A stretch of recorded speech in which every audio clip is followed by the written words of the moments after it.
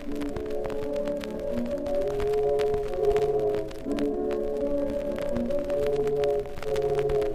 the Mississippi steamed the Whitmore wheel, commanded by the pilot, Mr. Steamboat Bill. The owners gave him orders on the switch to speed to try and beat the record of the Robert E. Lee. Just heat up your fires, let the old smoke roll. Burn up all your cargo if you run out of coal. If you don't beat that record...